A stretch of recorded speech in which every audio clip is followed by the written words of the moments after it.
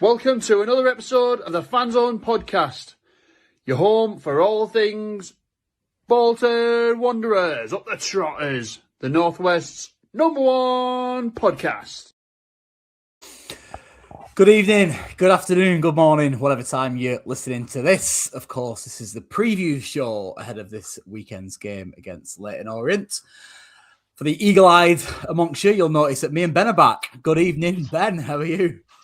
I'm good, mate. Yeah, back again. Oh, excuse me. Yeah, I've been off work today, so it's been one of them where I've done about 3 or 4 things I've been putting off doing for months, and so yeah, feeling good. You know, just jobs that take about 2 minutes, but you put them off, and then yeah. So I've had a bit of an admin day, and I'm feeling good. Good, which included sorting out tonight's preview, of course, with Paul from the Orient Outlook. Good evening, Paul. How are you? Good evening. Good, thanks. How are you? Very well, thank you. Yeah, very well. Had a bit of a long day myself, not long since been in. Been over to Harrogate today, which was lovely as ever. A beautiful place. Lovely. If you've never visited before, highly recommended. But that's enough about me and my day and everything else in between. We're here, of course, for episode 94 of the previous show, of course, with Leyton Orient this weekend. Good evening to everybody who's joined us so far in the chat, of course. A couple of ladies and gentlemen that was with us last night. So the fact that you joined us for the second night on the trot is, it's wonderful. So thank you for that. Ben's going to be managing the chat tonight. So I encourage you all, of course, to bring your comments into the chat, and Ben will be bringing them on screen. There's currently 16 people listening and watching live. Good evening to each and every one of you. So I guess we probably get a bit of an understanding of Leyton Orient season so far. So to do so, we'll hand this over to Paul.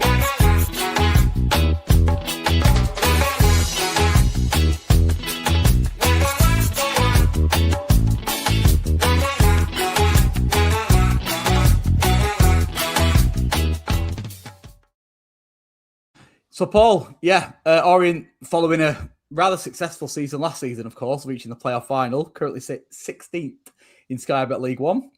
A rather inconsistent form, of course, losing 3 of the last 5, drawing and winning the last game, of course. But it's not necessarily just about the last 5 games, is it? It's more, of course, the whole season. So, how have you guys been going? Have you been getting on? I think you've hit the nail on the head. We're consistently inconsistent. Last season, we didn't start start off well, but we hit a point in November and we went on a massive run of form from sort of late November through to sort of February, March, and that took us into the playoffs, and that good form carried us through into a playoff final. This season, we haven't hit that. We had 15 players come in new. 5 of them were loans. Some of them were first loans, others weren't. Fair to say that majority hadn't really worked out as well as what we'd hoped. And obviously with a big turnover of players in the summer, the manager's saying, these need time to bed in. It seems to be a bit of a trend this transfer window that most clubs are recalling their loans and sending them out elsewhere. So it only seems to be 6-month loans in this. You look at the sort of transfers of what's been done, it's loan recalls and then resending out. So we've had a couple of them happen to us, but it's also allowed us to bring in some fresh legs and some fresh eyes into our camp. We've suffered from injuries, which I know we'll come on to at a later point, to crucial players at crucial times as well. But fundamentally, there's only 2 or 3 other teams that have scored more goals than us, but we are the worst for conceding goals. So we're top 4 going forwards and bottom 2 going, from a defensive perspective, which is not. I mean, if you're going to leak loads of goals, that's okay if you're scoring more than what you're conceding, and we're just not doing that. But obviously now you will all know, and most of the league are paying attention to the fact that we now have the league's leading scorer. And he's in fine form. And although we've lost a lot more games than we've won, he's been, picking off and scoring. The last draw that we had was against Cardiff, and we won last week very convincingly against Reading. So maybe that's our corner now being turned. But never say never say never, never say ever in this because football's a funny game, and injuries have played a crucial part in some of the issues that we're suffering from. Yeah, obviously it's a transfer window now, isn't it? And you started it by signing one of ours, Will Forrester, didn't you? Trying to shore up defence. I'm not too sure in his. We'll find out an injury update later, but I think he went off with an injury last game, didn't he? Or was it the game before? We were told last week. We were told it was cramp. Right. Okay. Well, fingers crossed for him because he's had his struggles with us. We were kind of thinking it's a matter of time until he's got regular football and he gets injured again. So we'll see. But yeah, do you think it's a thing of? Obviously, you've mentioned you're very good going forward. It was earlier on in the season, Aaron Connolly banging in the goals, and now it's been, as you said, Don Ballard, top goal scorer. I catch the odd game and I see you blow teams away from time to time, and then you look at the table and see you're down there because, as you say, you're just consistently inconsistent. Do you think it's a thing of, well, this January we've been showing at the defence and see you go from there? Yeah, we definitely need to. We had a left back and a right back that are now solid first choice starters in the Championship now. In Ethan Galbraith, who we sold to Swansea for 1.6 million, and Jack Curry, who we borrowed from Oxford, who's now gone back and cemented his place at left back. So we've had a massive downgrade on our fullbacks, which I think has not helped us. They were good at going forwards. They were good defensively as well, very well rounded, and we've just not replaced that, which has weakened the back line. In that regard, we haven't replaced well enough. Otherwise, Dan Happy's been injured for parts of this season. Omar Beckles is still here, but he's dropped down the pecking order. Will Forrester's gone in as number one right centre back now. We did an enhanced medical on him, given his background. It was a Premier League standard medical, I'm led to believe. So obviously, they pay a little bit more and get a little bit more for it, and we did that. Given Will's injury history, we didn't want to take on someone who was going to break down in the first training session and be lumbered with someone who was going to have persistent injury issues, because we can't afford to carry that sort of player. We don't have that budget. We're not as big as you guys, for instance. So we want to, but from what we have seen of him, he looks like a superb signing for us. Yeah, that doesn't really come as much as a surprise. I think a lot of Bolton fans were maybe a little bit frustrated, Paul, for the fact that Will Forrester wasn't kind of getting game time towards the end of his time with Bolton. But like Ben alluded to earlier, huge concerns with him as far as injuries are concerned. And I think if he hadn't had them injury problems, he wouldn't have left, or we wouldn't have got rid of him. Yeah, we wouldn't have him. Yeah, I agree. So, it doesn't surprise me that from what you've seen, you've liked so far. Good player. So, what about the season? Exactly that. Yeah. What about the season as a whole? Obviously, just 7 points from the top 6 in this daft league. Obviously, I know you've suffered from injuries this season, but are you confident that you could close that gap, or is it too big? I don't know. 7 points. I was talking about this at work today. We're 7 points off playoffs and 3 off relegation. It's mental. It's like 10 points between 20th and 6th or 7th. It's just not a lot. And it's a double fixture week this week as well. If you do EFL fantasy football, it's a double week. So a lot can change. So there's obviously Lincoln are playing now, I think, and then you've got obviously Saturday, Tuesday, Saturday. That's 3 games. That's 9 points. That's literally that gap closed if results go. That it won't, because that's just not how life will work itself out. But equally, you've got that opportunity to really kind of jump up the league, and seeing out a 1-0 win would on all 3 of those games would do us the world of good. Clean sheet. And the 3 points is the most valuable thing at the moment, but equally not getting more players injured would also be super helpful for us, because I don't think we could take much more in the injury room. I don't think there's much room in the injury room now. Yeah, Cole obviously mentioned before, great season last season. Unexpected probably from the majority, but obviously losing the playoff final last season, disappointing. You look ahead to this season, and I mean, it was a huge summer, as you mentioned before. It was 15 signings, I think you said. Yeah. I mean, obviously, a big part of that was, I mean, half the starting 11 last year was on loan, wasn't it? Pretty Yeah. much. Yeah. What were the kind of expectations going into the season? Was it a let's build on last season, or was it more of a realistic look that, look, we had a top team where half of our players have now gone? It'd be tough to kind of replicate that and go from there. What's the kind of we consensus? try to recruit sensibly because we can't have a massive squad. So we do try to recruit quite sensibly. We got lucky with some of the loan signings from last season. We had Jamie Donnelly from Spurs. We had Charlie Kelman on loan from QPR, who then got sold for a few million to Charlton. Ethan Galbraith got sold for 1.6 million to Swansea. Left back Jack Curry went back to Oxford. Josh Keeley got sold for £1 million to Luton. He was our keeper. We then had Darren Pratley, who retired. Jordan Brown alongside him then got sold to Blackpool for £400,000. So when you look at it, there's 5 or 6 players there that were such a key part of that side, or 7 players. That's most of the first team gone that got you there. Yeah. And if you don't replace adequately, these sorts of things happen where you don't get the consistency. You try to take a bit of a risk on a Premier League team's first choice talent, and sometimes it works and sometimes it doesn't. Jamie Donnelly then went to Stoke and it didn't work out there. He's now gone on loan to Oxford, so see what happens there. But everything's a risk and a gamble, and we don't have big budget to have a big enough squad to rotate and to have that flexibility where if one's not doing that great, that we've suddenly got a plethora of others to come in.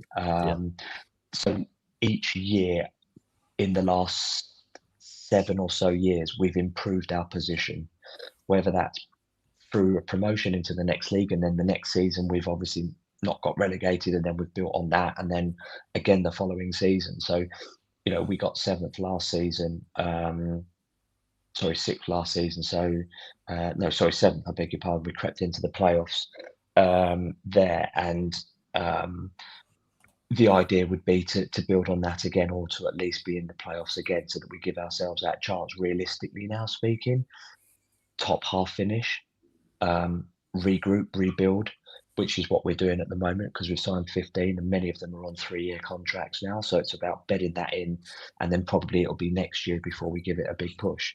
You know, Rich is not the kind of guy that's just going to sit back and allow that, though. He's an ambitious manager. So he would still be looking to probably push for the playoffs, given how tough this league is. That's what's frustrating us all, is that this league hasn't got the Birminghams and the Wrexhams and the Charltons in it anymore. It's there for the taking. You've just got to grab it and run with it, and we're not doing that. And we could be doing that. I'm very surprised you put Charlton in that list, Paul. I'll be honest with you, but each to their own, I guess. Well, I didn't like their style of football at all. I'm not a big fan of their manager either. But equally, you can't argue, like, they're a big budget side. They didn't play the best brand of football, but they played it a brand of football that was good enough to get them up. Yeah, no, fair, but yeah, I suppose, yeah, I get it. Charlton just aren't a side that sit with me as a powerhouse in my opinion, just certainly in my lifetime anyway. To be honest with you, but then they're one of the sort of top 8, top 10 budgeted clubs in my opinion. Yeah, with you in that conversation as well. If you look at the playoffs last season, it was Wickham, Stockport, us, and Charlton. Yeah, so us and Wickham are not big budget clubs at all. Probably didn't have, if you look at it based on budget alone, we had no right to be there. But Stockport are probably out of the 4 of us had the second highest budget, and Charlton would have had the first out of those 4. Yeah, and it's not a surprise to you that Charlton, as the bigger budget of those 4, went up. Yeah. I know football isn't played on paper, and I know it's not played on spreadsheets. I'm not fooling myself into thinking that, but I'm just trying to explain the rationale that arguably, if you've got a bigger budget, you ought to be at the upper end of the table. Yeah, and we gate crashed that party. We were probably the anomaly, but then Wickham were in there as well, so not so much the anomaly. Yeah, no, I appreciate that. Makes sense. Yeah, it does. To give us a bit of an idea about Leyton Orient on Saturday, obviously no better man to delve into that from the outside looking in, of course, than the stat man, and easier to give you the preview ahead of this weekend's game against Orient.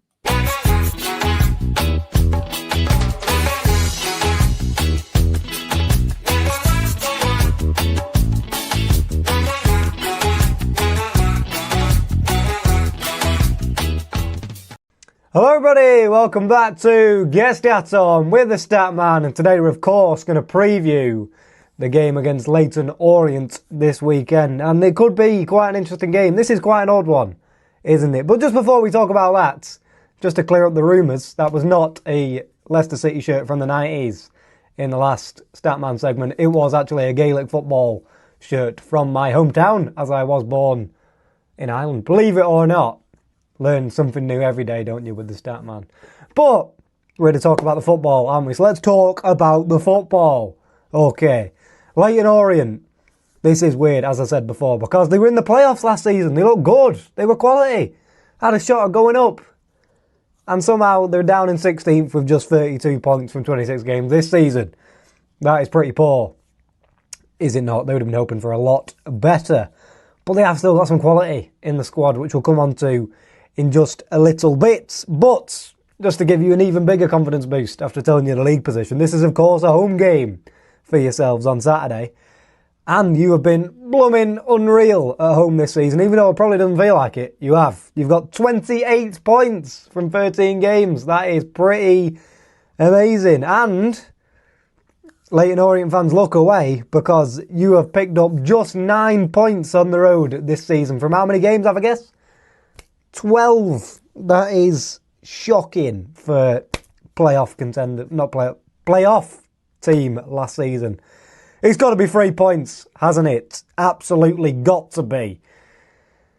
Whether it is or not, we'll see. Only time will tell on that one. But let's have a little look at him. The main thing that we're going to focus on in this is Mr. Dominic Ballard, who is only in his first season at Leyton Orient. He was not part of the playoff campaign last season, but he has been probably the best player there by a country mile, to be completely honest. In 20 games this season, which he started all 20 of those, he scored 15 goals and also registered 2 assists. He is a serious danger man. So I hear you ask, how do we stop this man, Statman? And I am here to tell you that it's quite possible, because 13 of his 15 goals have come from inside the box, with the majority of them from open play. He does like a header, to be fair, from a couple corners, but the majority of them are from open play. So what does that tell you? His movement is good, which is also, of course, is a bit of a danger. But you've got 3 centre-backs now. So someone should be picking him up. That's one thing. But with 13 of his 15 goals inside the penalty area, that tells you he's a penalty box striker. Who else is a penalty box striker, Statman? Sam Dolby! And has he been firing off cylinders recently? No, he's not, because you've not got the ball into the box. So what you need to do, apologies, is stop Leyton Orient getting the ball into the box. And how do you do that? Right. Let's move to the tactics board. Right. This is the likely setup for the game. Now, you'll notice I've moved your 2 attacking midfielders / inside forwards / wingers, whatever you want to call them, back to here, because you're going to have a solid block. Most teams do it for 4-4-2. You're probably going to do it for 5-4-1 in this game. Now, I should say, Leyton Orient do not always play the formation that is on the screen. Sometimes they play a 4-2-3-1, but the principles remain the same. So we'll go with this, and if they mix it up, well, then heartbreaking. But the main thing to take away is what you do when they get the ball wide. Because when you've got the ball, when they've got the ball like this, is there an easy way through? No, there's not, because your centre mids can be stood in the passing lanes between their central midfielders and the 2 strikers, if they play strikers. I didn't mean to draw a square, I meant to draw a line. Here you are.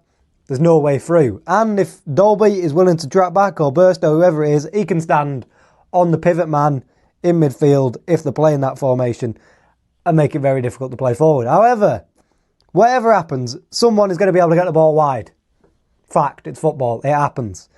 So let's say the left winger for Leyton Orient has the ball, or left wing back, whatever it is. Probably OC Tutu, a right back, is going to be on him. He's got to jump straight away. He's probably going to have quite a deep starting position, I'd imagine, if you're trying to be solid. But as soon as the ball gets shifted onto the left side, he's got to be up straight away. Right on him. Get tight to him. And now, there is the chance that he gets skinned. Because let's be fair, wingers tend to do that to fullbacks, do they not? So what has got to happen then is Cozy Dubry's got to come over, make it a 2v1. And you may think, Statman, this leaves a man open in somewhere else on the pitch. Who's he marking? If he stands here, he's marking a centre-back. Does he really need to? No. Make it a 2v1. Force the pass backwards over here, and then it'll get shifted to the other side. And what's got to happen on that side? Well, Conway, who's probably playing left-back, has got to jump.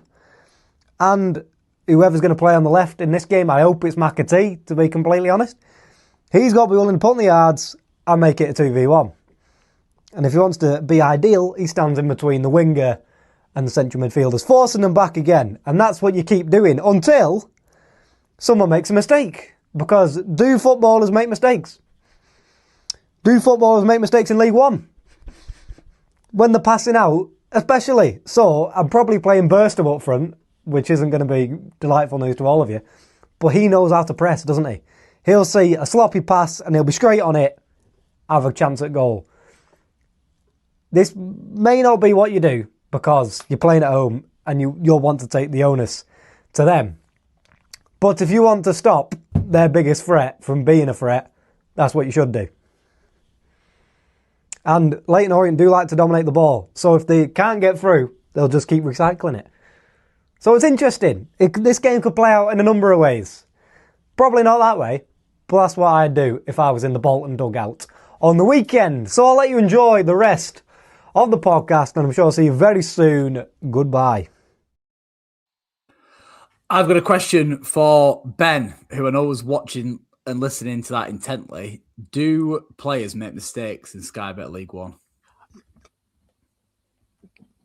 Absolutely. I think that nod was from Callum, wasn't it? It wasn't just a yeah. It was a convincing nod to the point where I thought his wig would come off. It was that of a nod. No, but I think often what we've noticed, Paul, obviously, the way in which you guys set up on Saturday and the way in which we go about our game on Saturday may very well be the opposite to what Callum has said. However, he has nailed it a few times this season in terms of the way in which the opposition set up against us and how we go about doing things ourselves. So who knows? That might be the case on Saturday. But as ever, Statman, thank you very much for your contribution. Greatly appreciated. I'm sure everybody has enjoyed listening to that bit of a breakdown. What I would mind saying before we go any further is a little bit of a gentle reminder. Now, you may have noticed that there was a post that went out today. Recently, the Fanzone pod were invited to record an episode of Call Yourself a Fan, which is a YouTube quiz hosted by Alex Brooker and the majority of the time, Jimmy Bollard as well. Just want to put it out there, a massive thank you to Buzz 16 for the invite, who are the producers of the quiz show, and Sam Hart as well, who's the producer, one of the producers as well, he was great throughout the whole process. But yeah, if you want to find out how we got on, no spoilers, the episode goes live on the YouTube channel tomorrow morning at 8 a.m. And for those who aren't subscribed to Call Yourself a Fan, it's at CYA, so Call Yourself a Fan, Charlie Yankee Alpha, official, all one word. And that is a YouTube handle, if that's the correct terminology. But yeah, I'd encourage you to go and watch the quiz that me, Dan, and Nathan participated in. For those of you who are listening and wondering, why didn't Ben go? Ben's been doing this for ages. Ben, I'll let you elaborate. I'm too young, basically. Yeah, I'm a little baby still. It was for over 25s only, and I fought my corner very hard, but you did. Fortunately, I've got another 15 months until I'm 25. So yeah. But what I did say to Ben is I'd much rather be a 23-year-old not doing the quiz with Jimmy Bollard than a 38-year-old doing the quiz with Jimmy Bollard. So I think Ben's probably got the better end of the stick there. Yeah, he swayed me then. I'm happy to be 15 years junior. Yeah. Yeah. And believe you me, as I'm sure Paul will share, that time goes very, very quick. Enjoy it while you're at that enjoy age. It while you can. Your age starts with a 2, because when you get to a 4 like me, it's long. Enjoy it every minute. I will. Not to try and depress Paul even more, but we're going to do the injury update now. So yeah, Okay, Paul, let's do that. Sorry about that, mate.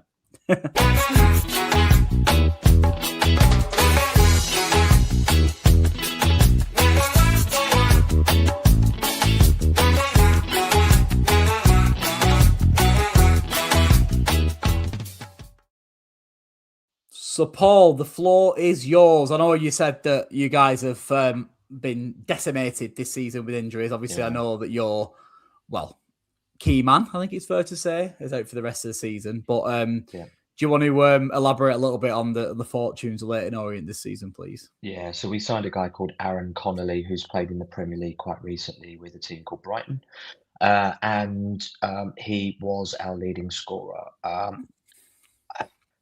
It's a blessing and a curse in equal measure. Obviously, we don't want to see any player injured, least of all one of our own. He's a very nice guy. I bumped into him in the local area, and he was very nice, very approachable.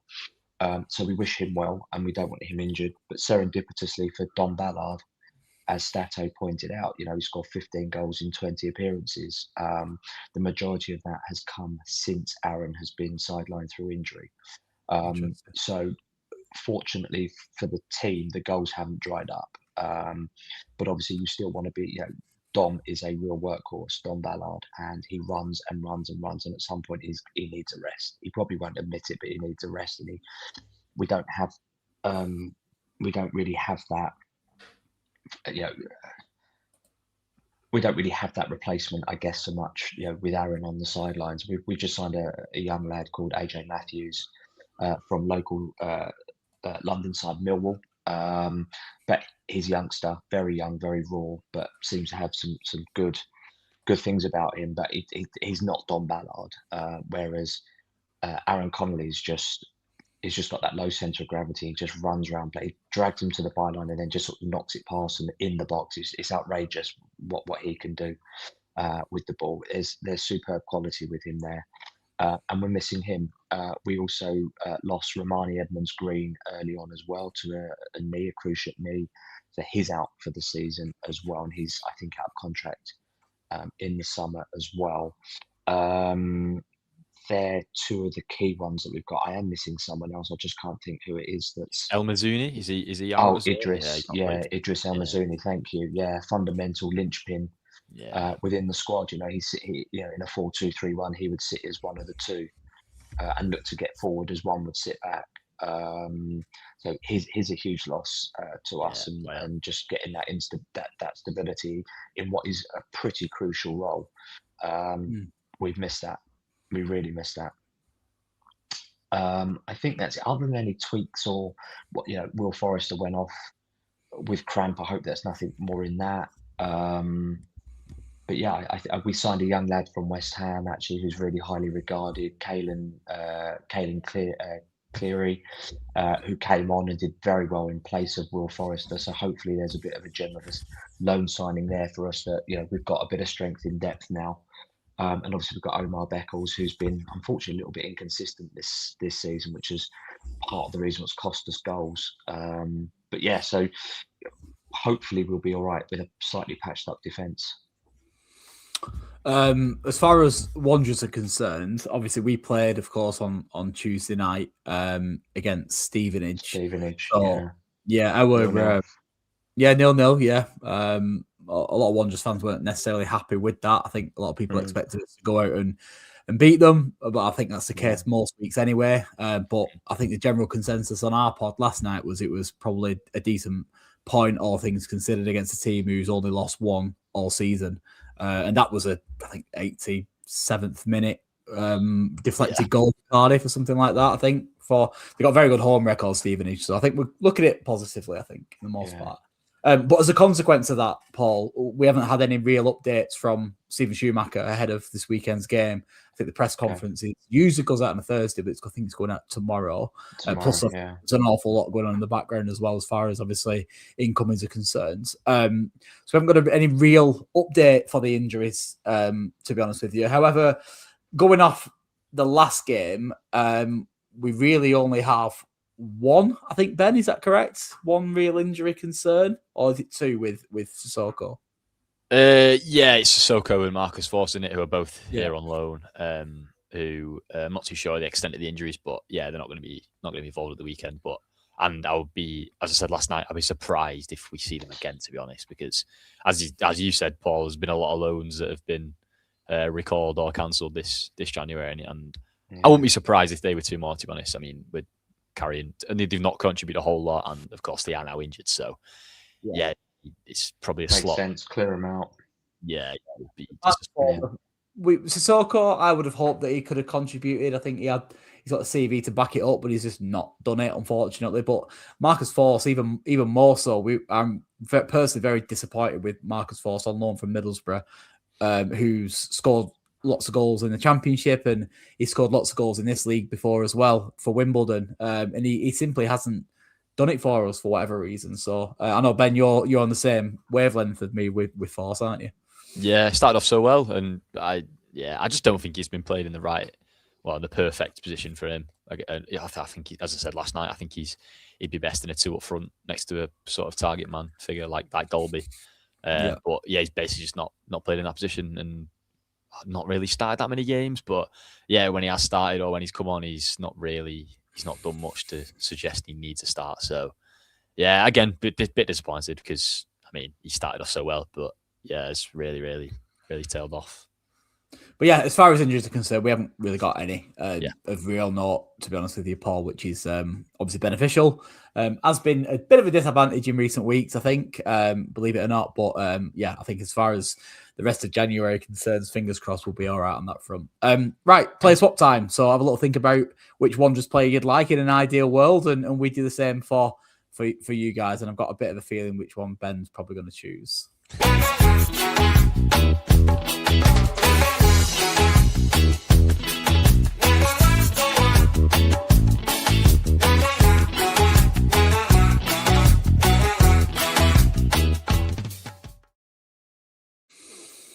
So we'll start with the guest. If you could choose any Bolton Wanderers player to play for Leyton Orient, not past or present, may I add? Yeah. It has to be present.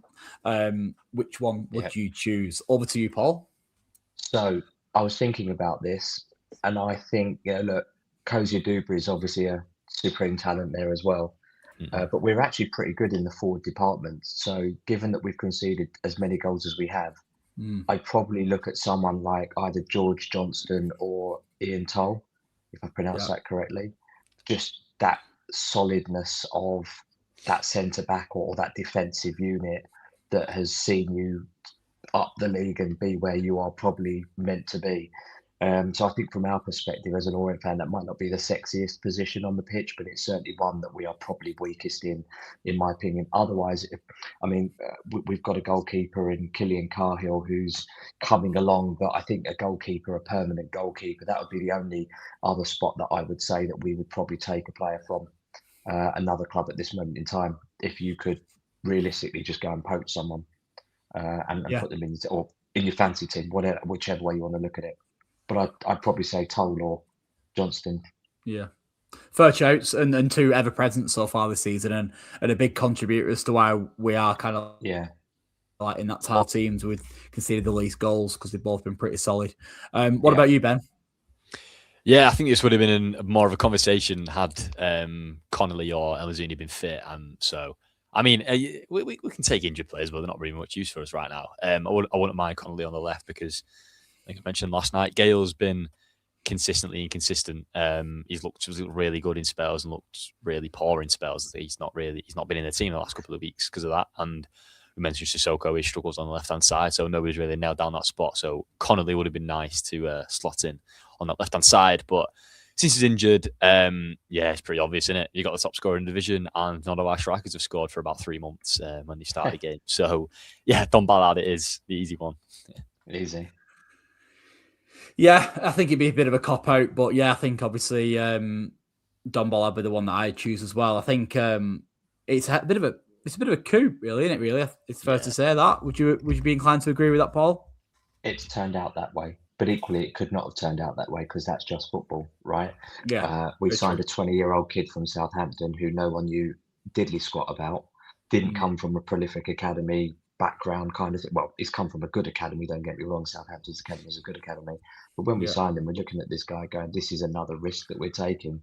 And it turns out, he's got 15 goals in 20 odd games, and we're only just over halfway through the season. So quite comfortably could be a 20-25 goal season striker, which then we're looking at decent seven figures already on his head from championship clubs that would want to take him. But it's one season. Let's not get carried away. He needs this. He's only 20 years old.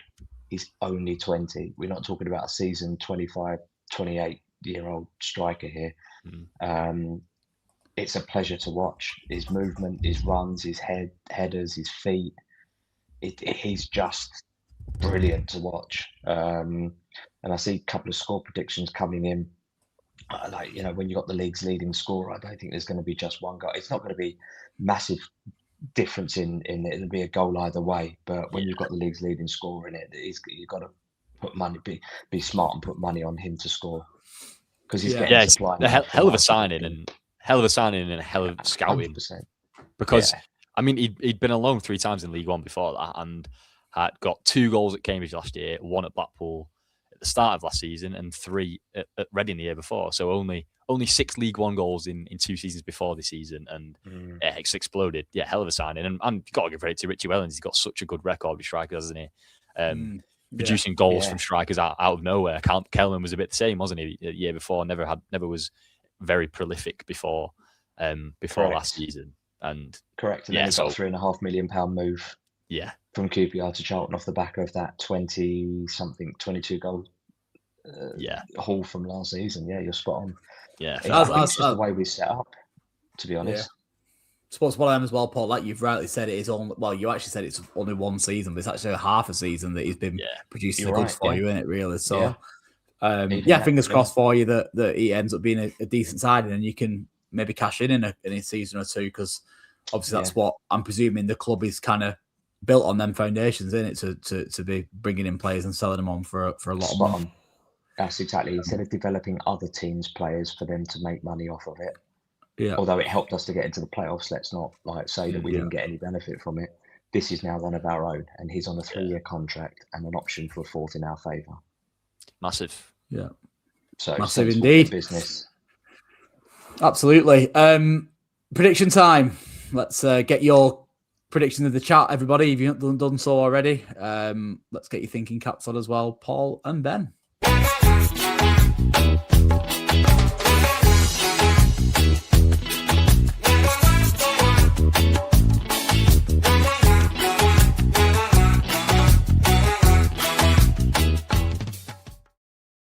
Speaking of score lines, for those who are watching live tonight, we've had a couple of comments in the chat and people are keeping us updated with the Lincoln City and Burton Albion score line, which is currently 1 apiece.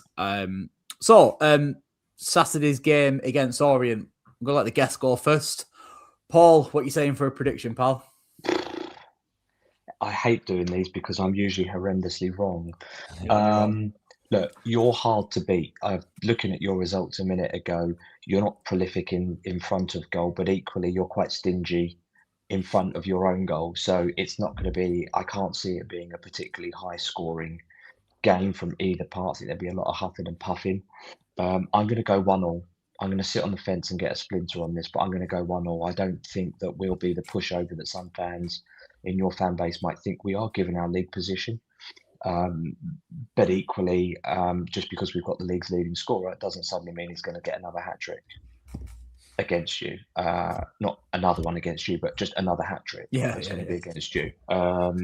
So I think it's going to be a reasonably tight affair, but I'm going to go 1-1. Fair prediction. I can kind of see why a tight affair.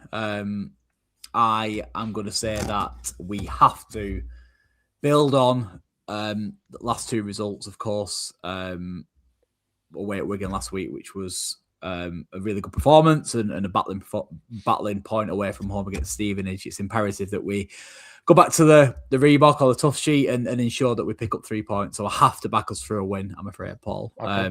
Fair. And I do think we will win. I do think it'll be tight, but I'm going to go for a tight 2-0 if there is such a thing. A tight 2-0? if there is such a thing. Yeah. Is I think there? there is. Okay. I think there is, isn't there? I think you could probably go 1-0 up early doors, and then you could be battling away and then get a late one Get and make countered, it 2-0, yeah. can't you? Okay. I think you can do that. Yeah, In fair. my mind. That's But kind you of haven't ironically. scored 2 goals since Rotherham, Yeah. and then just before that was Exeter. So it's been a while since you've got a couple of goals notched It up. has been a while, but at the same time, that can always change because if you've done it once before, you can do it again, can't you? So, you know, And depending Leyton on how you Orient look are at in it. town, Good so here, defence, that goal. have a gift. Have a Yeah. gift of goals. You're welcome. Ben, what about you, mate? Yeah. Yeah, I'm gonna go with Jordan and Wander in the chat and say 2-1. I think it's gonna be close-ish.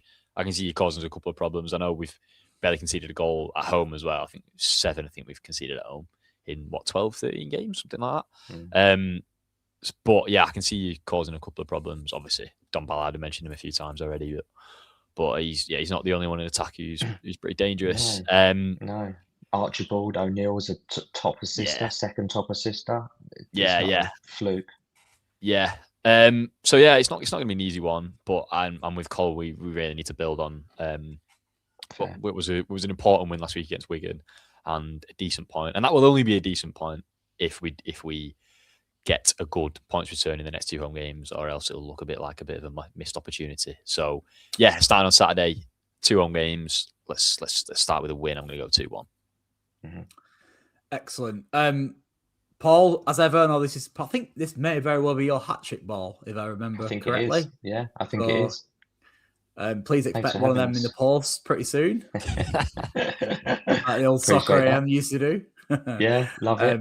Yeah, but greatly appreciate your time on this Thursday evening, of course, Paul. Thank you for that. Pleasure. Are you making the trip on Saturday? Sadly not. No, I won't be. You are on my bucket list to come up and as a sporting ground. I'm trying to tick off as many of the 92 as I possibly can, as quick as I can. So it's definitely a stadium I do want to come to, but just things at home conspiring against me. So I won't make it this time. Maybe next season. Hopefully not. Ben, have a Oh, I lovely- see. Yeah. Good luck. Good luck to you all. mate. Like decent fan base, and wish you all the best after Saturday. Thank you very much. And you're getting a bit of love in the chat as well from a couple of Appreciate it. Wanderers Thanks, fans David. as well, All the so. best to you. Excellent. Thank you very much for joining us tonight, everybody. Obviously, this is the second Fan Zone pod in a matter of days. Ben, you've been with me on both of them, so thank you for that, good sir. Thank you. Have a lovely evening. Let's hope for 3 points on Saturday because it's imperative that we get them. Till the next one, see you soon.